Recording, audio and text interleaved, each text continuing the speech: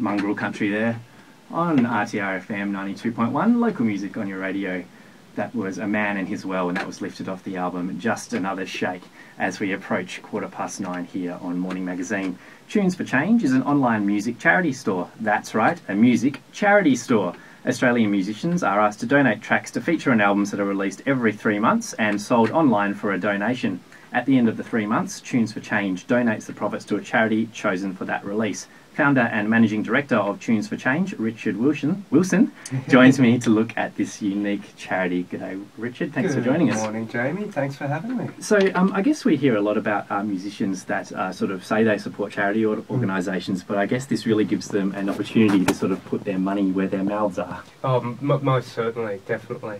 I mean, the incredible reception we've received from the artists donating has just been nothing short of exceptional. I mean, the guys that we've got on board for this album, we have Angus Stone, Nick Cave, the Waifs, Little Birdie, Pete Murray, and I think it's such a fantastic opportunity for them to be able to, contribute positively as they do through their music, but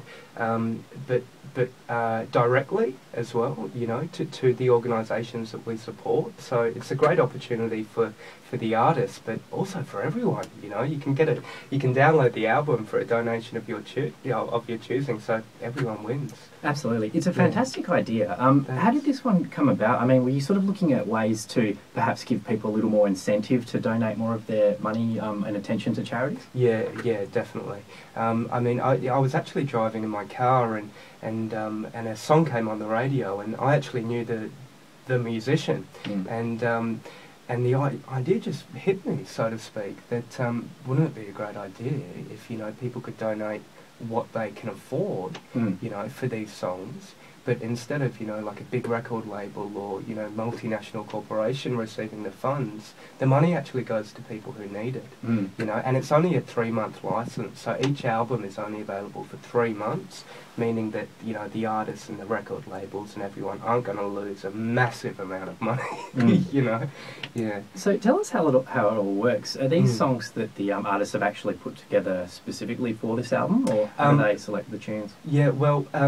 Essentially, I approached the artists that I really like to have on board. Like for this one, I approached Nick Cave and Angus Stone and the Waifs and Little Birdie and Old Man River as well.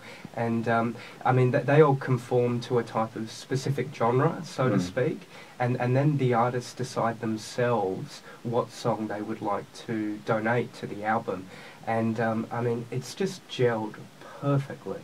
I've had no control over what songs are donated, but I guess I have control over the track listing and everything. But it just clicks. The artists for this album, we only have I think one exclusive, but the songs have been released previously. However, it's still a one-of-a-kind album in that, you can't get it anywhere else apart from Tunes for Change. But for our next album, we're planning exclusives. So that's really exciting. It's just going to get bigger and bigger. It's really good, though, because it seems to me that the artists that you've selected for this have all got a bit of a social conscience as well. So it seems like, as well as just donating a song, which I guess at the end of the day isn't that hard to do, it's really about supporting the cause as well. Most certainly. And this album will see 100% of sales go to this fantastic, brilliant organisation called the Seed Fund. And the Seed Fund is a non-profit arts organisation that essentially supports up-and-coming, emerging Australian musicians and managers. It's one of a kind in the music industry in Australia. It's all about nurturing and helping the artists and their managers to grow and thrive and become self-sustaining professionals. And I mean, every artist in the Aussie music industry wants to contribute in some way to the Seed Fund, and this, I think, is a perfect vehicle to allow them to do so. Yeah, we spoke to one of the people behind the Seed Fund here on Morning Mag a couple of weeks ago, actually. So when you talk about charity organisations, we're saying that I think once every 3 months there's going to be one of these. That's correct. What sort of groups are you hoping to get involved in the future as well? Sure. Well, I mean, it's really kind of it's not tricky, but I mean, we receive lots of charity requests, and we're an official non-profit registered organisation, so we have a board of directors who are all lovely people. They're not big men in suits kind of thing. And we go through the charities and then we vote on who we think needs the funds and who we also think can best allocate the funds that we provide them, in that not 90% is in admin and 10% actually goes to the cause. You know, we're really passionate about seeing the money actually going to help those in need.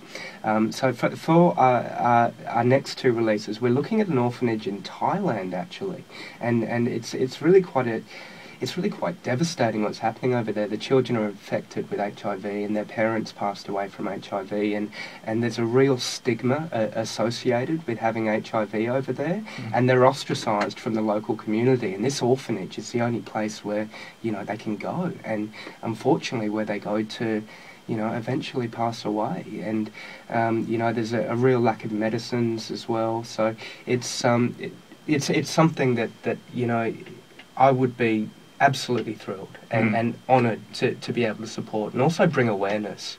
You know, like that's one of my goals with Tunes for Change, is to help promote those charities that are often overlooked by, you know, the big companies and media, and to really give them, you know, the promotion that they deserve. Yeah, and I think that's a really good selling point, the fact that 100% of the donations are going to the charities as well. People will really get into that, I think. Exactly. Can you just tell me a bit about Tunes for Change as a sort of organisation as well? Because even without the vehicle of this wonderful program that you've set up, can you give us a bit of an idea of some of the things that you like to stand up for and that you will be doing? Yeah, definitely. I mean, in our governing instrument or constitution, essentially what it is, I kind of wrote it, so I know it back to front.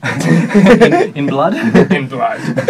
But essentially we stand for peace, we stand for human rights, we stand for artistic growth and excellence, media accountability and responsibility, free speech, and physical and mental well-being for all. So they're the core kind of themes, if you will, that Tunes for Change supports. And I mean, that pretty much covers most things. Yeah, absolutely. I think so. So any charity is certainly eligible for consideration and a vote. Yeah. But that's what we're really passionate about. You know, the good things in life that we all deserve. Yeah. The latest album came out, I think, on Friday. No, it's Monday, yesterday. Monday. How's the response been so far? Oh, mate, it's been incredible. Tunesforchange.org, we received over 20,000 unique hits in under 2 hours yesterday. And our servers crashed. I download store, and I've been receiving congratulatory emails that our servers crashed, which is congratulations. Yeah, so but it's all now back up and running, and we've upgraded to big elastic servers, and we can handle whatever, you know, the traffic is now. So it just completely exceeded my expectations for this release. So things are looking really good. Absolutely. Well, like we've been saying, it's a fantastic album in itself, so even without the charity sort of aspect, I think people should check it out.